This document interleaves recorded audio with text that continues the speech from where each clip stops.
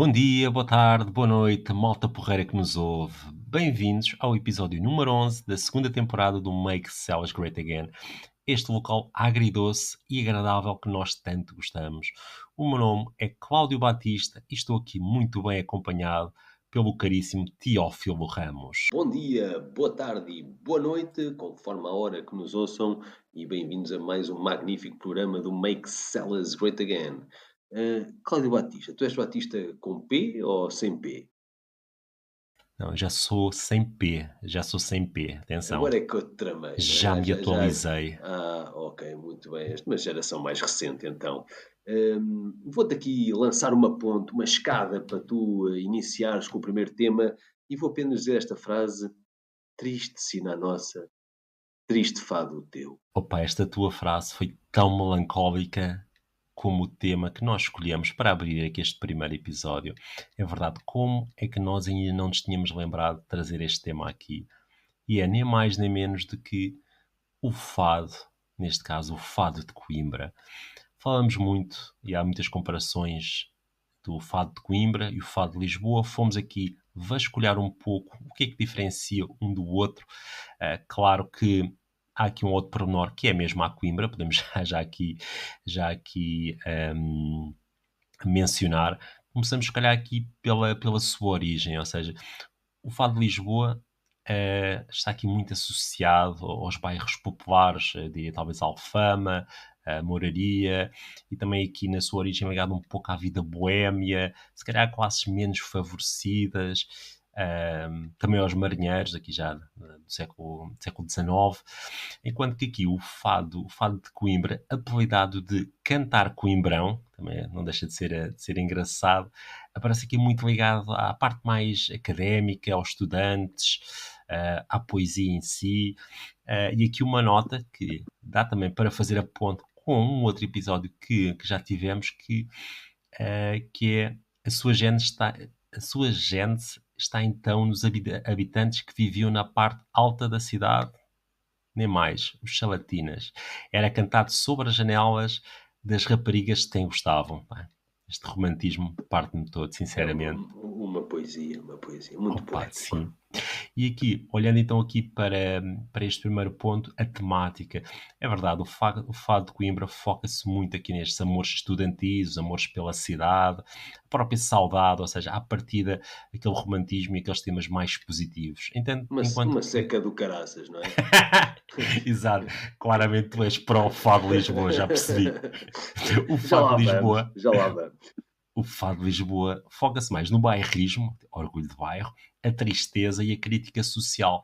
E é verdade, eu por acaso associo um bocado o Fado de Lisboa, o fado mais original, o pouco que eu conheço, aqui a uma mágoa, a um destino, porque a palavra fado quer também dizer isso, ou seja, não é só esta forma de cantar, é também a expressão de destino, assim, de uma, como se fosse uma consequência.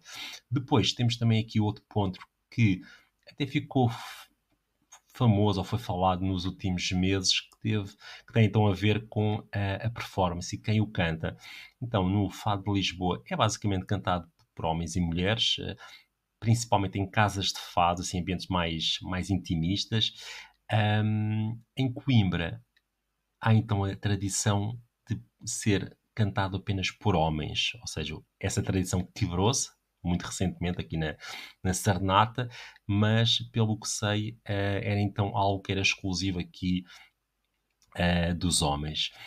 Eu tomei aqui também nota, aqui associado à performance, há aqui um estilo mais específico também associado ao fado de Lisboa, que é tipo fado vadio ou fado à desgarrada. E o meu pensamento foi, isto é se calhar o mesmo que há tipo no hip hop, com aqueles battles de um contra o outro, acaba por ser aqui um pouco semelhante. Depois, também assim na própria composição musical, o Fado de Coimbra tem aqui uma composição mais ternária, enquanto que o Fado de Lisboa vai para uma composição mais binária, ou seja, não querendo entrar aqui muito na Nem parte tu sabes o mais, que é mais, isso. mais técnica. Nem Não, tu eu fazes, poderia, eu nem tu poderia, fazes ideia. eu poderia neste momento lançar aqui uma piada, enquanto lançava a piada, googlava num instante e conseguia safar-me facilmente aqui com o chat GPT, mas não vou fazer isso. Não, mas Tu, mesmo em tu, termos de instrumentos, diz. Nada, era só para dar aqui uma chega em relação ao bocado estavas a falar de ter sido quebrado a tradição com as duas raparigas que cantaram na última serenata da Latada, não é? Que é Correto. a Tânia Fonseca e a Constança Peixoto, e anteriormente em 2022 a Beatriz Vilar, que lançou o álbum com fados de Coimbra, portanto, com canção de Coimbra, eh, com voz feminina, não é? Portanto, Beatriz Vilar, e com o nome do álbum Viragem. E há bocado falaste de battles, eu imaginei a Amália numa battle com o Zé Marceneiro ou coisa do género, pá, ia ser À desgarrada, à assim, pá. desgarrada, Opa, exato, havia de ser lindo. com o boné virado para trás, exato, meter os bonés virados para trás e tal. E sabes que mesmo em termos de instrumentos também há aqui uma diferença, ou seja, hum, ambos utilizam o que é a guitarra portuguesa e a guitarra clássica, a viola, mas penso que há aqui mesmo uma afinação diferente, ou seja, penso que é no de Coimbra que é afinado uma nota abaixo, tem a ver com o ambiente que é criado, e também aqui no fado de Coimbra, a viola acompanha mais o cantor, enquanto que no fado de Lisboa, um, a guitarra é usada também, por exemplo, para fazer alguns arranjos, ou seja, é algo mais composto, enquanto aqui no Coimbra acaba por ser um bocado mais simplista. Depois, temos também aqui algumas referências antigas de Coimbra, fui aqui pesquisar um pouco. Temos Augusto Hilário, António Menano e Zeca Afonso, ou seja, antes de ficar popularizado com as músicas de intervenção, esteve também aqui associado então ao fado de Coimbra e, claro, não podíamos deixar de mencionar a família Paredes, também aqui bastante representada. Em termos de Lisboa, do fado de Lisboa temos Alfredo Merceneiro, Amália Rodrigues, Carlos do Carmo, por exemplo. Em termos de referências atuais, nomes bastante conhecidos como Marisa, Ana Moura, Carminho, Gisele, e tem piada, quando eu estava a preparar este texto, eu reparei que há aqui uma grande presença feminina, algo que se calhar há uns anos atrás não seria assim tão comum, mas hoje em dia há aqui uma presença então bastante feminina. Em termos de referências atuais de Coimbra, eu, tirando estas duas ou três que mencionaste, não consegui encontrar assim, nenhuma referência, apenas encontrei aqui uma nota ou outra sobre possíveis grupos académicos que ainda tentam manter aqui um pouco Pois, a tradição. eu acho que não há. Eu sou um total leigo nisto e, portanto, é só como consumidor avulso de ambos os fados. O fado de Lisboa, quer queiramos, quer não, é bastante, como é que eu ia dizer, audível. Audível no sentido de, pá, ouve-se bem, aquilo entra. Então é isso que estavas a falar, não é desgarradas, aquele corridinho, aquele fado, O Vadio, acho que é Fato o Vadio que se chama. vadio, aquele de faca e alguidar, aquele que conta uma história. Sim, São fados giros, por isso é que entrou bem na música pop, não é? Por isso é que agora há fados pop e há fados com eletrónica e há porque o Fado de Lisboa entra bem com isso, entra bem na rádio. O Fado de Coimbra não, pá, o Fado de Coimbra é uma lamechice. Pá, não tenho nada contra, há grandes vozes, já é, pá, o João Farinha vai-me matar de eu estar a falar assim do Fado de Coimbra, mas realmente é um fado muito mais difícil de comercializar e, portanto, será muito mais difícil de entrar no circuito comercial vozes, sejam elas masculinas, sejam femininas, agora que se abriram e tudo, do Fado de Coimbra, porque é muito mais difícil de ouvir. E isso temos que ser sinceros, é muito mais difícil passar uma música de Fado de Coimbra de 3 minutos na rádio do que passar uma Carminho ao som da eletrónica, não é? E o Fado de Coimbra não tem isso. O João Farinha fez isso aí com o MC Ruse, ali com um hip hop metido ali ao barulho e tal, que até podia ser uma coisa que desse. Mas depois lá está também o facto de estarem em Coimbra e não estarem no centro das decisões e onde se tomam as decisões, que é Lisboa, depois também deve pesar, não é? Nessas escolhas comerciais. sim, aqui o Fado de Coimbra já acaba por ser um nicho de mercado associado aqui ao fado em si. E se calhar o Fado de Lisboa conseguiu evoluir também mais, aqui pisando outros terrenos, como estavas a dizer, aqui o de Coimbra dá-me a ideia que ficou aqui mais uma vez, quem diria, muito agarrado à tradição aqui sobre a cúpula aqui da Surpreendentemente, não universidade. é? Sim, quem diria, quem Surpreendentemente, diria. quem diria, quem diria. Uma Opa, surpresa. sabes, eu acho que isto é o fado desta cidade, é o destino, pá, não há muito a fazer, ahm, mas Tu, não tu, deixa de tu, ser tu, irónico. tu mesmo sendo estrangeirado, tu já falas como alguém que nasceu e viveu aqui. Pô, é Não, um isto é a fado, cidade não é? é a cidade que me acolheu e eu já começo a tomar as vossas dores como minhas, porque eu Pois é, pois percebo, é. facilmente consigo perceber, e mesmo questionar-me, pá, como é que algumas coisas não evoluíram, como é que, pá, porque é que pararam, porque é que tem de haver outros interesses, ou seja, começo a tentar perceber qual é que é a justificação, E e começas daí a encontrá-la de forma sim, e tem dolorosa. piada, ironicamente vai quase sempre bater ao mesmo. Direto ou indiretamente vai quase sempre bater aqui ao mesmo. Não quero ser aqui um pessimista, mas a verdade é um Um pouco velho do essa. Restelo. Exato, eu não quero ser aqui um velho do Restelo, mas a verdade é mesmo essa. E diria que faz sentido trazer aqui este tema, nós já tivemos aqui vários temas ligados à cidade. Eu até me questiono como é que não trouxemos este tema aqui antes, porque acho que é um tema até engraçado perceber aqui esta diferença. Se calhar algumas pessoas até poderiam saber um ou outro aspecto, mas não tinham, se calhar, ainda pensado muito a fundo neste tema, na diferença do fado de Coimbra para o fado original. Que o fado de Coimbra é mesmo isso, é basicamente aqui a vertente mais académica, aqueles amores e saudades da cidade, epá, enquanto que o fado de Lisboa vai a fundo noutros temas, geralmente tem aqui uma carga sentimental muito maior, muitas vezes associado a consequências mais negativas da própria vida, ou mesmo Tem, assim uns tem, viveres mais boêmios, assim, é, exato, outras é isso. vivências. Tem histórias mais giras para contar, pelo menos da minha perspectiva. São mais cinematográficas, digamos assim. Sim, sim, aqui, se formos a ver aqui estas, não, eu não quero que me interpretem mal, e mais uma vez, se calhar, estamos a arranjar aqui maneira de levarmos uma carga de pancada aí na rua um dia destes, Exato. Um mas fadista com a sua viola. vai-nos partir a cabeça com a viola. Aqui os temas são mais alegres, é tipo, estás a ver um pouco como aquelas músicas pop, pá, aquilo é um bocado sem sal, é sempre mais do mesmo, pá, mas quando vem tipo uma música que há uma letra sobre alguém que passou por isto e aquilo na vida, parece que cativa mais, as pessoas têm mais tendência Claro, sentem mais empatia, a, não é? Sobre o a tema. ter empatia por alguém que se partiu todo, que teve um acidente, que fez não sei o quê, do que alguém que, pronto, está ali muito alegre, a contar dos amores da vida e pronto, e é tudo muito Ou cor-de-rosa e muito igual. triste, ou muito triste, Sim, ou seja, quase a tem um bocado a chorar. ver com a empatia. Sim.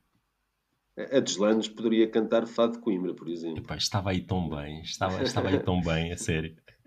Estava, Temos. eu acho que estava aí tão bem, apesar de ter aqui este destino, esta carga, mas estava aí mesmo bem. Eu acho que não precisávamos de ir por aí. Eu acho que neste momento, sim, eu acho que neste momento o que nós precisávamos mesmo aqui era de um docinho, para ver se nos animávamos um pouco, para ver se isto ficava um bocadinho mais leve. Ironicamente, um docinho para ficar mais leve, é isso mesmo. Queres dar aqui a introdução ao segundo tema, meu caro? Nem mais, nem menos. Um docinho para ficarmos mais leves. Nós vamos falar da Dan Cake. Estivemos para falar da Dan Cake e da Triunfo. Portanto, eram docinhos a dobrar e para mostrar o quão doce é a nossa cidade e nós, os seus cupcakes. No entanto, achamos que a história de ambas as marcas é grande mais para caber num só segmento do programa e decidimos deixar a mítica Triunfo para outras núpcias e vamos nos dedicar então a falar da Dan Cake, porque a Dan Cake é conhecida na cidade pela sua fábrica em Eiras e, portanto, vamos entrar aqui um bocadinho pela sua história.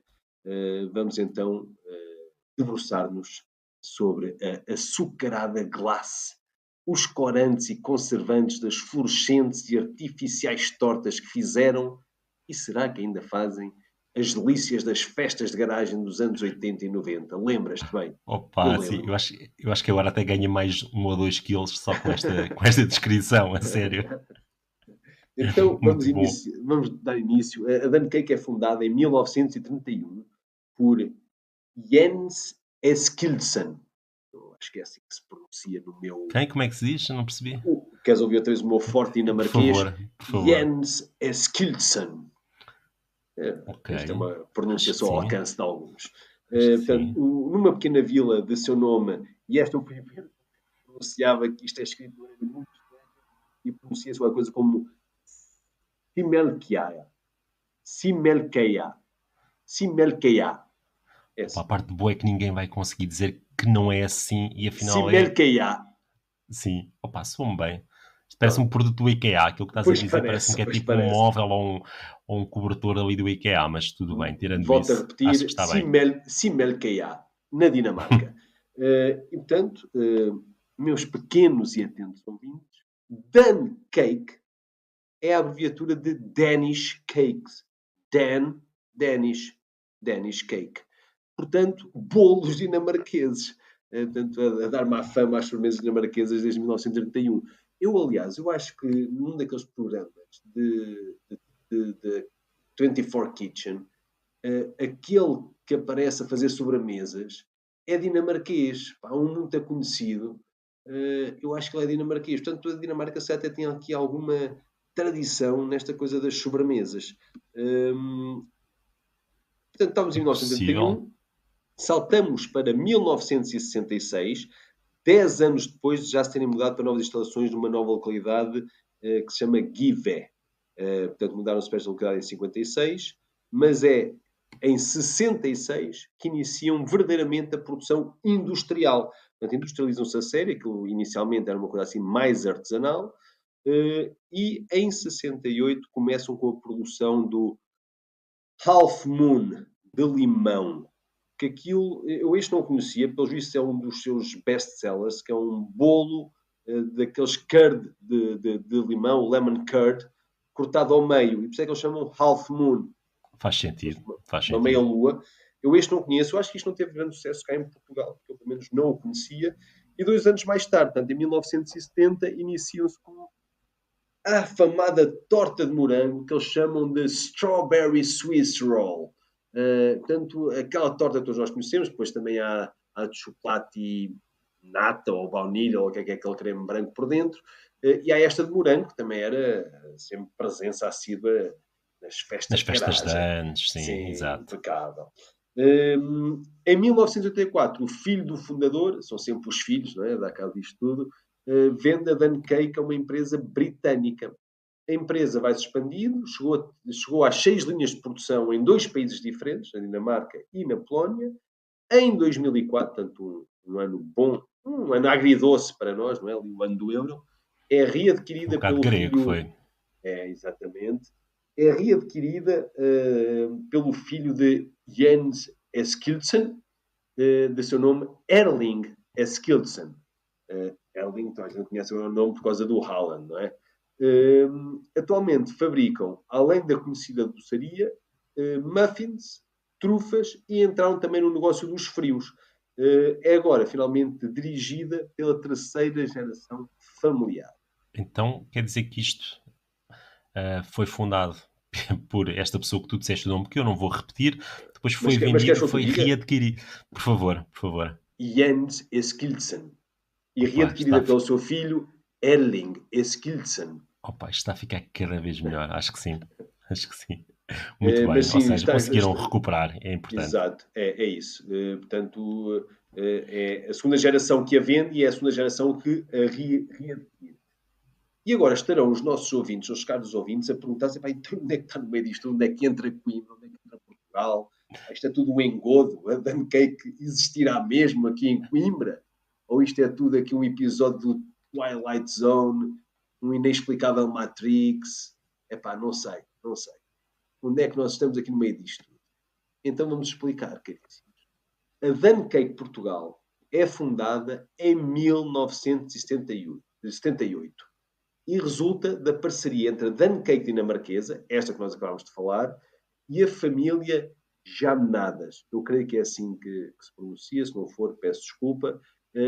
E foi Kantilal Jamnadas, filho de indianos, nascido em Moçambique, portanto, na altura, não é, enquanto Moçambique, enquanto colónia, portanto, português, apesar de filho de indianos, e começa com uma linha de produção de tortas, a tal Swiss Roll que falávamos ali atrás, na primeira unidade de Fabril, que não é aqui em Coimbra, é em Santa Iria da Azóia. Em 82, aqui já através sim da fábrica de Coimbra, foi alargado o portfólio de produtos que existiam já na altura, para queques, madalenas, biscoitos, bolos, butter cookies e biscoitos de chocolate.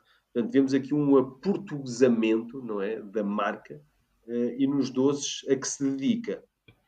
Opa, Portanto, sim, sim, diz. desculpa, tu agora disseste butter cookies e eu tenho de intervir, porque isto representa também uma memória de minha juventude e não só da minha juventude.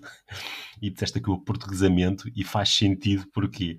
Porque quem é que não se lembra de ver em casa estas caixas, a dizer butter cookies, que tinham tudo menos as cookies, ou seja, que era utilizado para guardar Ahm, era os alfinetes, os carrinhos de linha, era tipo as moedas, era tudo menos esses biscoitos. Agora disseste butter cookies, A caixa de exato, costura da avó, não é? aquela caixa azul, exato. Opa, Eu acho que isto foi também um portuguesamento. completamente, eu acho que nunca ninguém viu essa lata com butter cookies lá dentro. Eu acho que isso é um mito. Assim, Elas não, vinham já com o kit de costura. sim, tu basicamente compras a caixa, pá, e por acaso pode haver lá umas migalhas ou uns bolitos, pá, se quiseres mandas fora, se quiseres comes, Exato. mas aquilo é um repositório para guardar os utensílios da costura que os Eu, avós tanto gostam de guardar. eu ainda vou ver se não tenho lá em casa dos meus pais esta latinha com as coisas de alfaiate, de costura. Eu creio que sim, eu creio que sim. E se tiver, eu tiro uma foto e colocamos no nosso Opa, Instagram. tens de partilhar isso, tens de Tenho que partilhar isso. partilhar isso, tenho que Eu partilhar sei isso. que no fundo tu tens, estás só a fazer difícil. Exato, é isso. Tu és velha beata, Eh, tu guardas tudo, tu deves ter isso. E, portanto, regressando aqui à nossa história, relembramos, portanto, há aqui uma fundação em 78 da parceria entre a Duncake dinamarquesa e esta família Jamnadas, do Cantilal Jamnadas. Já em 86, a empresa torna-se exclusivamente portuguesa. Pá, e é aqui que temos, digamos, um dos momentos charneira para a Duncake Portugal. Porquê? Separa-se completamente da Duncake Dinamarca. E, portanto, é aqui que nasce a Duncake Portugal, sem qualquer ligação à original. É preciso ter isto em conta. Ou seja, mantém o nome, mantém aqui a produção, mas separa-se por completo. Em 93 e 94 foram inauguradas as novas fábricas da Póvoa de Santa Iria e de Coimbra, ou seja, Coimbra expandiu-se. Com maior capacidade de produção, agora continuou a produzir vários produtos, mas especializou-se, cá está, na produção de butter cookies, porque toda a gente precisava É a ter única coisa que interessa, é a aquela sua caixa caixa de azul. costura, precisava ter a sua caixa de costura em casa, e então é aqui que se especializa e é realmente a expansão aqui em meados dos anos 90 com as butter cookies. De acordo com os últimos números a que tivemos acesso, que são de 2023, portanto, valem o que valem, trabalharão na fábrica de Coimbra cerca de 200 trabalhadores. Em 2003, a Duncake conquistou o reconhecimento como um dos maiores produtores de butter cookies no mundo, atingindo nesse ano, portanto estamos a falar aqui de 2003, das vendas totais da exportação para mais, 60% das vendas totais da exportação para mais de 50 países. Feito de valor, de valor. Portanto, aqui a grande conclusão é que neste momento existem duas Duncakes, o mesmo nome, Duncakes, pelos vistos sem grande conflito entre as duas, sem processos ou atos judiciais, aparentemente, algo que deve ser raríssimo nestes meios. O que é que fez a Duncake portuguesa, a Duncake Portugal, a partir de 2014? Fundou outra marca para exportação, ou seja, nos países lusófonos continua a ser Duncake Portugal, em todos os outros fundou a marca Danesita. É um nome assim um bocado, pronto, mais ou menos. Se parece um bocado da América do Sul. Sim, Tem é assim um toque da exato, é América isso, do assim, Sul. assim meio, sei lá, é isso, assim meio ali, espanholito. Sim. Portanto, é esta marca que eles usam neste momento para exportação, da Anesita. Não sei se terá alguma coisa a ver aqui com esses conflitos que à partida serão inexistentes, mas se calhar pode evitar à partida com a Duncake original. E neste momento tem uma série de linhas de produção em Coimbra. umas 9 ou 10 linhas de produção, quase tudo com butter cookies, cá está, mas também com palitos, com biscoitos, com cookies, com croissants. Portanto, realmente é uma expansão muito engraçada de se ver. E esta história absolutamente sui generis, muito peculiar, e eu creio que deverá ser um caso único no mundo, não é? Duas Sim, marcas distintas a promover os mesmos produtos com a mesma marca, a concorrerem no mesmo setor, e são duas empresas diferentes, com um passado igual, não é? Exatamente comum, sim, e que tem uma mesma diverge origem. ali, exato, com a mesma origem, e que diverge ali a partir de 86. Mas realmente muito engraçada esta história. Eu só não sei, epá, quem lá trabalha consegue comer Dan Cake mais alguma vez na vida? Tenho as minhas dúvidas. Pois, se calhar, estão tão habituados a ver os doces que se calhar, pá, E o não cheiro deve. mesmo, não é? Sim, deve ser um Um bocado bocado enjoativo, se calhar. enjoativo, é isso. Sim. Mas Mas, pronto, fica. Sim, sim, diz isto, desculpa. sim, ia dizer, pá, isto tem piada, porque isto é mais um tema que nós trazemos aqui que eu acredito que a maior parte das pessoas sabe que existe então aqui a fábrica da Dan Cake aqui em Coimbra, mas se calhar não tem noção da importância que esta fábrica teve, do crescimento e da pegada que tem no exterior. Ou seja, possivelmente conhecem daquilo que tu disseste, de ir à fábrica comprar a valores irrisórios alguns produtos que estavam, por exemplo, ou estavam mal impressos ou que não estavam bem catalogados, mas pronto, a qualidade do produto estava lá, mas se calhar não têm noção aqui desta quase lição de história que tu partilhaste aqui, meu caro. É muito engraçado, eu também gostei de a partilhar e tem pormenores deliciosos. E portanto é com esta delícia que passamos para o grande momento da semana. Momento da semana.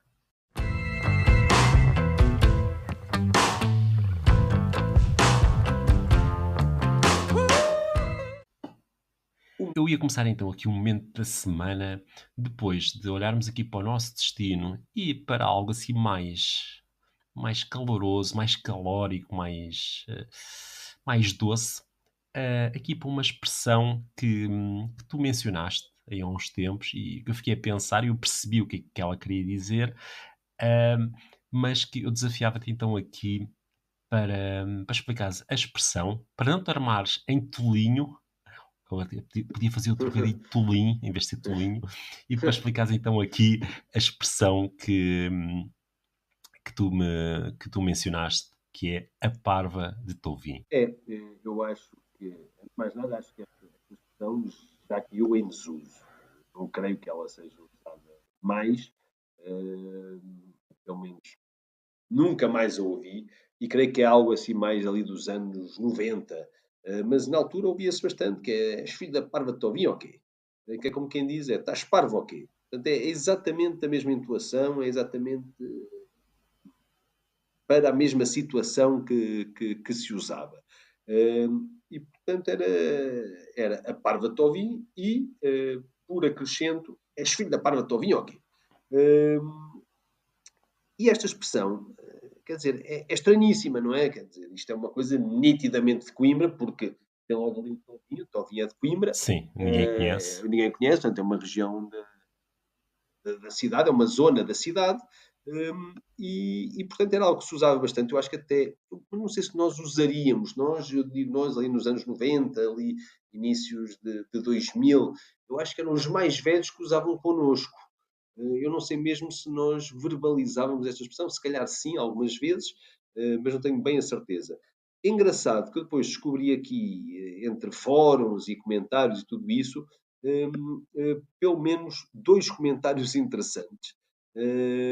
Um em que Luís Pinto relata desta forma: a parva do Tovim, também chamada de doida dos Pinhais, eu até prefiro esta, pá, Nickname. nickname, a doida dos Pinhais, era uma jovem robusta, opá, robusta, isto é mesmo um Está a eufemismo, ser meigo, ele está a ser está a ser meigo. meio claro, uma jovem robusta com grandes problemas mentais, epá, um gajo está-se a rir e se calhar a senhora ainda é viva. Fugiu do manicômio em celas onde é hoje a ortopedia e amedrontava as pessoas que atravessavam as matas à noite quando saíam do trabalho para irem para as suas casas. Isto talvez em 55, mais ou menos, rata Luís Pinto. O que tem bocado de acordo com o que eu estava a falar, ou seja, 55 e depois, claro, com o passar das gerações, isto estourou ali, começou-se a aprimorar a expressão e ficou ali nos anos 80, anos 90, portanto, se calhar até pode bater certo. Apesar de uma explicação meio atabalhoada deste Luís Pinto. Não, mas eu gosto porque foste aqui à essência, ou seja, mas quem é a Parva Todinho? Onde é que está a origem aqui do nome? E Epá, claro, a história é é deliciosa. deliciosa, é rocambolesca, pá, mas Jovem robusto com grandes problemas mentais, mentais pronto. que fugiram Está dito. totalmente e amedrontava as pessoas, opá, é muito bom. E depois remata Rui Silva a dizer: se não era a mesma, foi contemporânea da mulher que alimentava os filhos, bastantes, diga-se, de 2 anos a biberão de vinho. Ei, Vivia no Tovino do Meio e um agregado digno da família Adams. Opa, opa, mais uma muito descrição bom. magnífica. Portanto, deve ter existido mesmo esta parva de Tobin, e era uma expressão bastante usada aqui há uns 30 anos. Filho da parva de Tobin, ok. E é isto, ficamos aqui com o nosso Opa, momento da semana. Espero que gostei tenhas muito gostado. gostei muito, principalmente da explicação da origem da parva do Toby. Claro que gosto da expressão, mas epá, esta explicação aqui da jovem robusta com problemas mentais e que alimentava os filhos, muitos filhos, a A biberão de visão vinho. de. Opa, muito Muito bom, a bom, sério. muito bom, muito bom. Muito bom. Olha, com isto, eu diria que temos de passar aqui em passo muito acelerado para a recomendação da semana. Queres partilhar aqui Partilho, connosco? sim senhor. Vamos então aqui à recomendação da semana. Recomendamos para já este sábado, dia 29 de novembro, às 9h30, no grande auditório do Convento de São Francisco, vem cá os Mão Morta, do grande Adolfo Luxúria Canibal, e vem apresentar o álbum o Viva la Muerte, que é o último álbum deles. Eu já o ouvi algumas vezes, foi um álbum que eu escutei e não desgosto, apreciei até de alguma forma, apesar, obviamente, da grande forte conotação política que ele tem. Epá, mas isso já estamos habituados, porque os Mão Morta já nos habituaram a muitos dos álbuns deles terem um forte cunho político, e portanto fica aqui a nossa recomendação. Mão Morta é uma grande banda, tem um grande som, claro, muito peculiar, mas também tem uma Sim. grande massa de adeptos que os segue para todo lado. Daqui acho que não vai ser a exceção. Sim, aqui se calhar mais focado numa geração mais específica, e se calhar aqui um target assim mais específico, mas sim, acaba por ser então aqui uma referência musical da música portuguesa que vem aqui a Coimbra então esta semana, mais uma vez então sábado, dia 29 de novembro, às 21h30, no grande auditório Convento São Francisco. Do nosso lado, foi então aqui mais um belo episódio. Até para a semana. Muito obrigado e até para a semana.